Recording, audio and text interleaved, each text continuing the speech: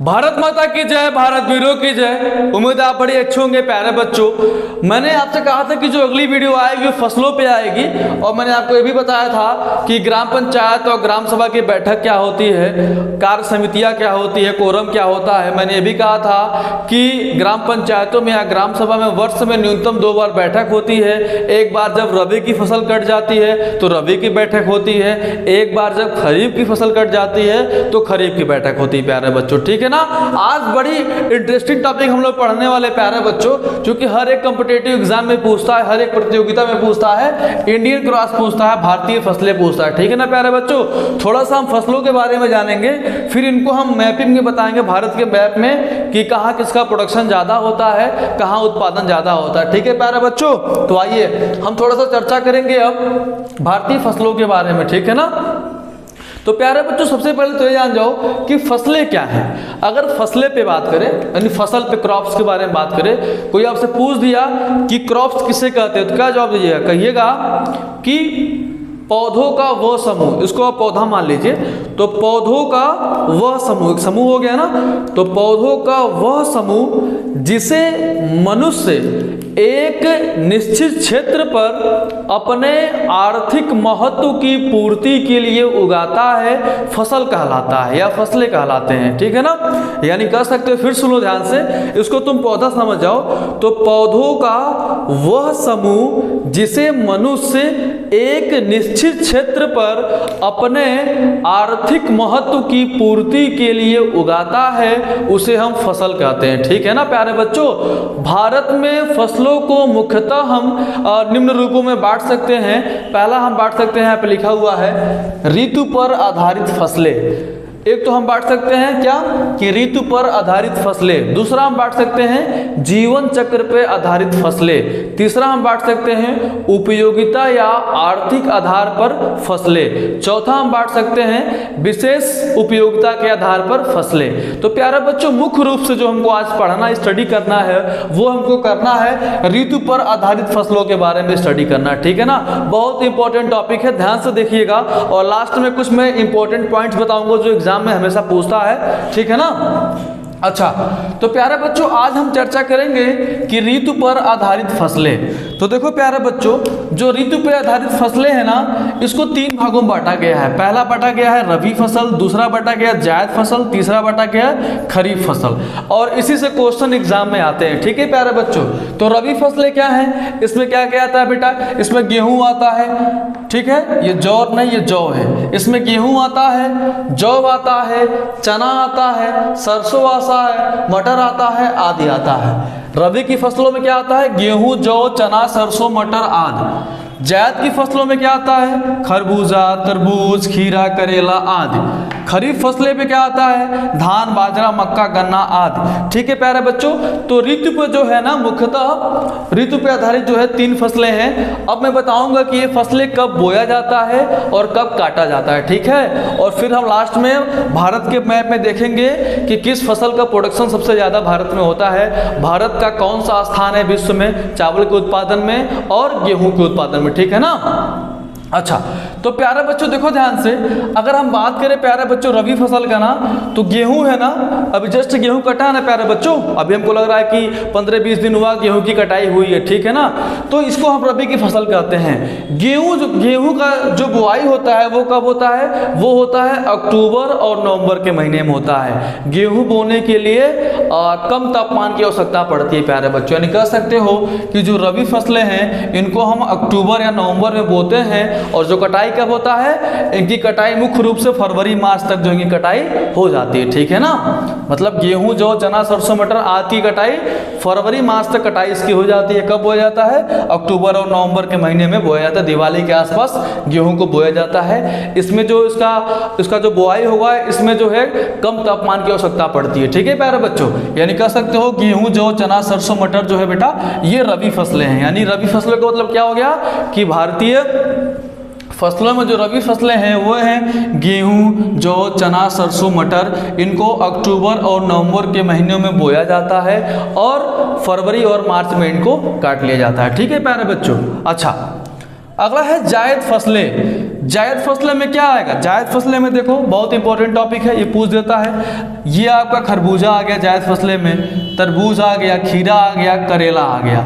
इनको जो है ना मार्च अप्रैल में बोया जाता है, मार्च अप्रैल में इनको बोया जाता है और इनकी कटाई जून में हो जाती है। ये जो है ना इनके पास इतनी क्षमता होती है कि ये तेज़ गर्मी को भी सह सकते हैं, यानी कह सकते हो कि इनके प्रोडक्शन में गर्मी का बहुत बड़ा रोल होता है, और शुष्क हवाओं, जो शुष्क हवाएं चलती हैं उनका भी इनमें रोल होता है, ठीक है ना। जो जायद फसलें होती हैं इनको जो है अप्रैल और मार्च और अप्रैल में बोया जाता है और जून में इनको काट लिया जाता है, ठीक है प्यारे बच्चों।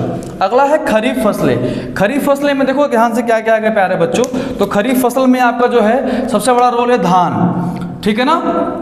धान जो है खरीफ फसल में आएगा।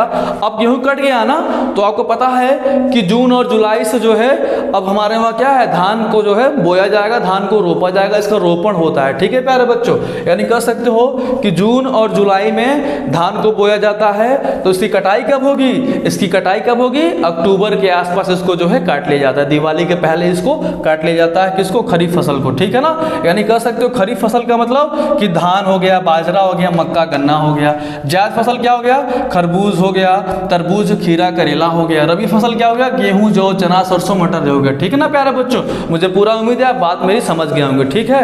अब देखो ध्यान से प्यारे बच्चों, मैंने आपको फसल की परिभाषा ही बता दिया। क्या मैंने क्या बताया कि पौधों का वह समूह, इसको पौधा मान लो, पौधों का वह समूह जो मनुष्य एक निश्चित क्षेत्र पे अपने आर्थिक महत्व की पूर्ति के लिए उगाता है, उसे फसलें कहते हैं। फसलों के कई भागों में बांटा गया, मैंने अभी डिस्कस किया है। अब देखो ध्यान से प्यारे बच्चों, अब हम जानते हैं ना कि थोड़ा सा हम चर्चा करेंगे कि जो हमारा भारत देश है वो फसलों में ऐसे कौन सा फसल है जिसका प्रोडक्शन ज़्यादा करता है, ठीक है ना, और विश्व में इसका क्या स्थान है प्यारे बच्चों, ठीक है। अब देखो ध्यान से, अगर हम रबी फसल के बारे में बात करें, अभी गेहूं कटा है ना, ठीक है ना, तो गेहूं का साइंटिफिक नेम क्या है? गेहूं का जो साइंटिफिक नेम है मैं लिख देना हूँ, ट्रिटिकम है।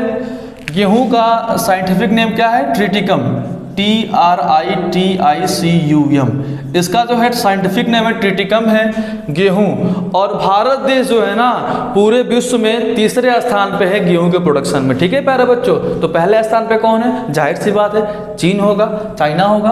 अच्छा प्यारे बच्चों, अगर धान की बात करें तो जो धान होता है प्यारे बच्चों, धान का जो साइंटिफिक नेम है वो है ओरायजा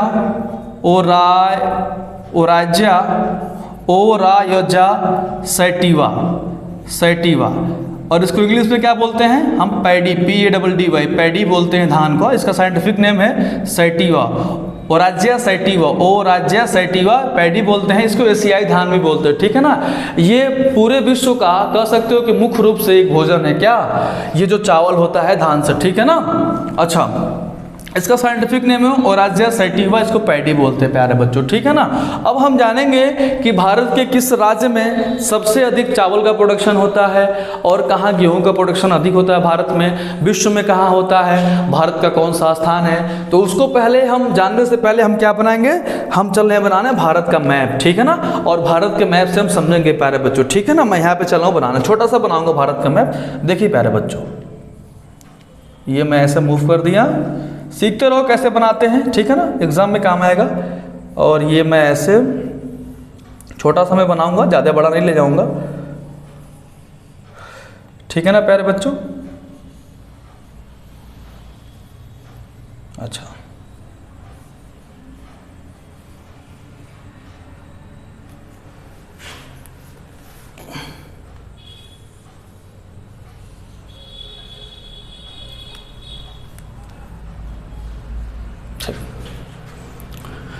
आशा करता हूँ आप इसको समझ रहे होंगे। मैंने छोटा सा मैप बना दिया भारत का, जस्ट अभी मैंने अपने हाथों से बनाया है, जैसा भी है बस समझने के लिए देखिए प्यारे बच्चों। देखो यहाँ पे जो है ना, मैं बता दूँ आपको, जो धान है भारत में सबसे अधिक धान पश्चिम बंगाल में उगाया जाता है। सबसे ज़्यादा जो प्रोडक्शन होता है पश्चिम बंगाल में। पश्चिम बंगाल क्या है प्यारे बच्चों?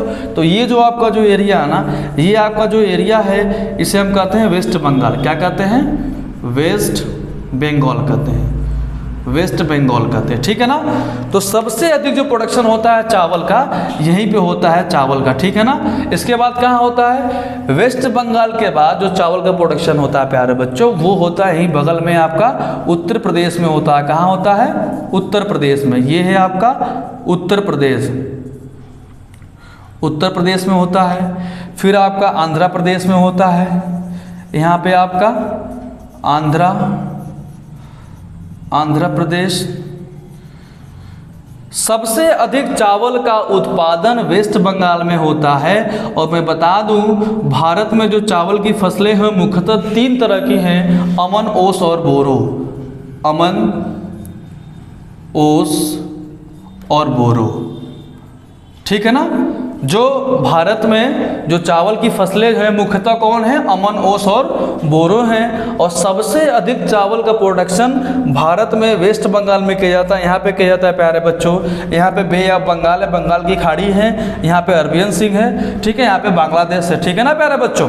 उसके बाद चावल की खेती कहाँ की जाती है प्यारे बच्चों, उसके बाद चावल की खेती आपकी यहाँ पे ये उत्तर प्रदेश में भी चावल की खेती की जाती है। दूसरे स्थान पर उत्तर प्रदेश है।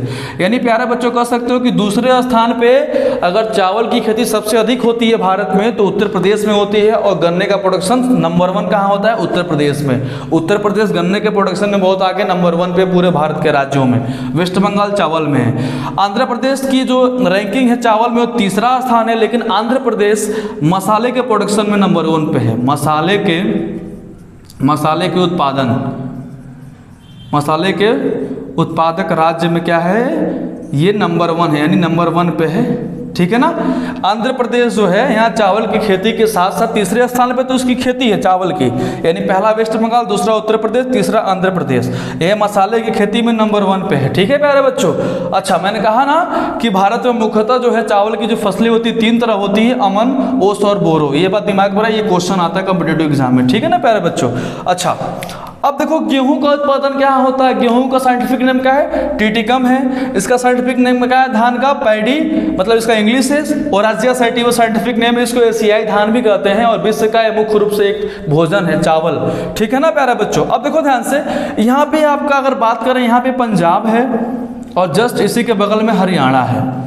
तो पूरे भारत में सबसे अधिक नंबर 1 जो है गेहूं का जो उत्पादन राज्य है वो आपका यहाँ पे क्या है प्यारे बच्चों, यहाँ पे आपका पंजाब है। फिर ये आपका क्या है, यहाँ पे हरियाणा है। ये आपका हरियाणा, यानी कह सकते हो कि ये जो एरिया है पंजाब, यहाँ पे सबसे अधिक जो है प्यारे बच्चों गेहूं की उत्पादन होती है। फिर हरियाणा जो है दूसरे नंबर पे, ठीक है ना प्यारे बच्चों। अब देखो ध्यान से, बिहार भी चूंकि यहाँ चावल का उत्पादन करता है, आंध्र प्रदेश के बाद बिहार का नंबर है, फिर मध्य प्रदेश का भी नंबर है। गेहूं की अगर बात करें तो गेहूं में क्या है प्यारे बच्चों, पहले पे पंजाब, दूसरे पे हरियाणा, तीसरे पे जो है मध्य प्रदेश को मान सकते हैं गेहूं पे, ठीक है ना। मतलब मुख्य रूप से जो है पंजाब पहले पे, हरियाणा दूसरे पे, तीसरे पे जो है मध्य प्रदेश।